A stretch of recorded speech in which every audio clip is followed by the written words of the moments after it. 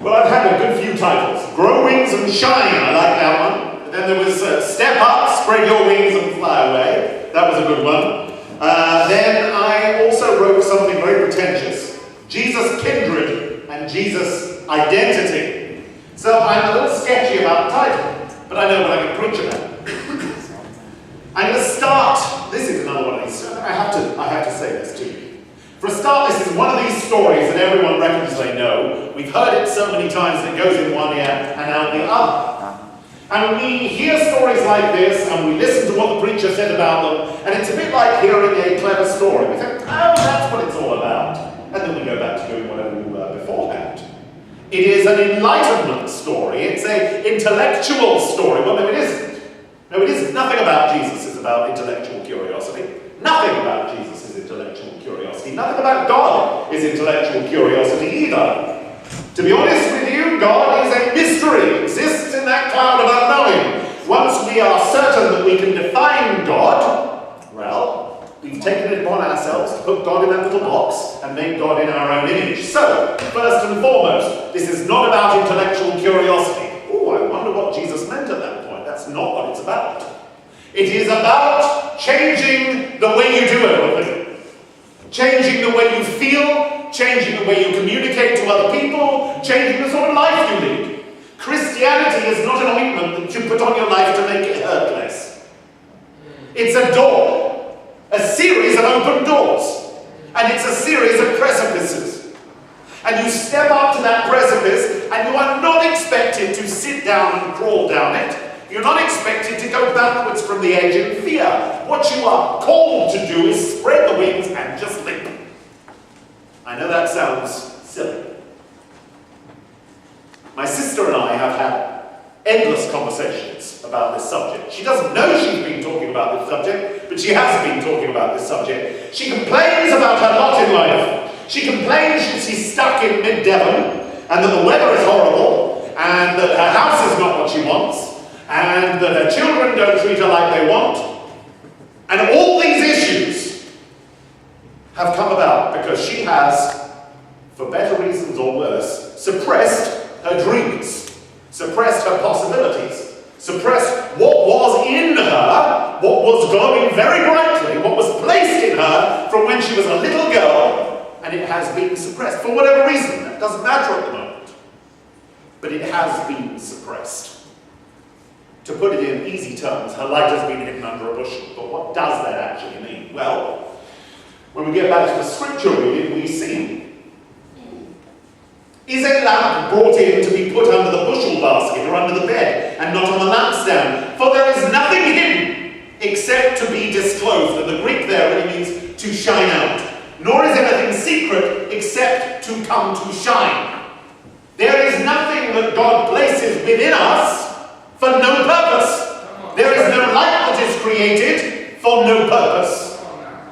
All these things carry within themselves their innate purpose. And the light that has been placed in each and every last one of you is there for a purpose. Which is why Jesus is not there as a historical curiosity. Jesus is not there as an intellectual curiosity. Jesus is the light of the world that was raised up on the lampstand. In the same way that a couple of weeks ago we talked about the brazen serpent being raised up on the staff by Moses to heal the Israelites, Jesus is the light of the world raised on that lampstand. Now, we're talking symbolism here, but we're talking symbols which are so profound, they are truths. And they are truths that step past the ordinary truths we have in our everyday life and go to the core of what it means to be a human being. So is it really about looking deep within ourselves and looking at what may just be a flickering ember now because it has been suppressed for so long and has been locked away from the world and has not been able to get the oxygen that it needs in order to flare up and burn brightly? Do we have to look within ourselves and see whether that light is still burning? And I guarantee it is still burning because nothing has been produced that it should remain hidden. No light has ever been created that it should remain hidden, except that it shine forth and illuminate all our language that's about light and shining and daylight, and the sun is all about turning light in your head and seeing the world as it is. What it's really all about is truth. And we know that God is truth. That's another one of those things that's not just a metaphor, it is a literal reality. If you'll find yourself practicing a falsehood in order to better follow God, you aren't following God. Your pastor may tell you you're following God because it's so much easier for him to keep your true nature hidden, to keep your gender identity hidden or your sexuality hidden. But you are not following God when you follow a falsehood. And your sexual identity or your gender identity is as much a light as anything else that God may choose to give you, which must not be hidden under a bushel, for the simple reason that it wasn't created to sit in darkness. It was created to shine.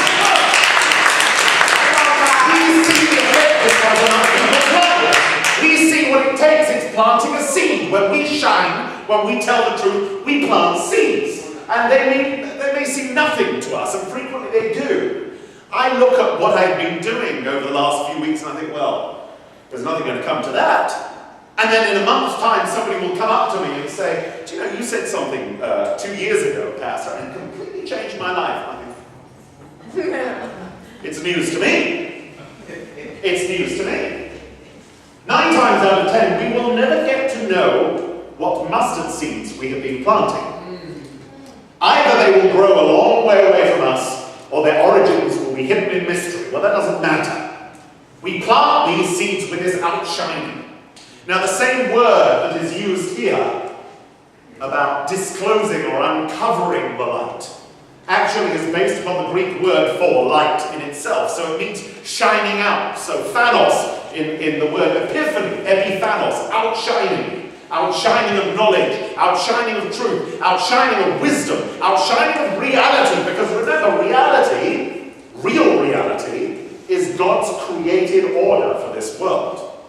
So whatever your reality is, it is a godly truth. If your reality is that you are a 5 foot tall lesbian with a bad temper, that is your reality. If your reality is that you are a 6'6" queen that speaks too much, that is your reality. I meant me not.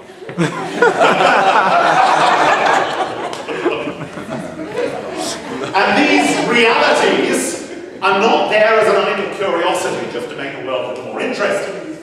They are lights. They are beacons. They shine out. When we set ourselves up on a lap stand, which of course is a difficult place to be, everyone's looking at you, but that's kind of the point.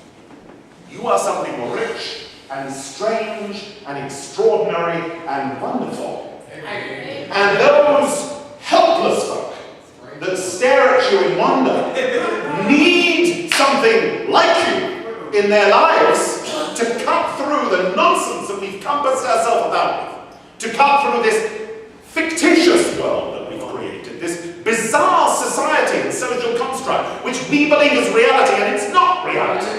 It is not reality. It's only been reality for the last 40 years or so, and then there was another one before that, and another one before that, and everyone living in those times was convinced that the world that they were living in was just as nature dictated. Well, it was not. It was not. We created all that nonsense. We shine out with what God created. And if other people don't like it, well, it's not their business to like it. It's not their business to like it. It is what it is. Come on now. It is what it is. Our right-wing brethren may tell me, until they are blue in the face, that that is not made of wood. It's made of silly putty. It doesn't matter whether they believe that. It is made of wood. You can't get around it. So whatever anybody thinks about each and every one of us, that's their issue, that's their problem. Bless their hearts. We can try and enlighten them. Enlighten them. We can shine into their darkness. We can lighten their darkness. And we can do it just by being truthful. Now, it's a bit risky. There are people in here who know, even better than I, the cost involved.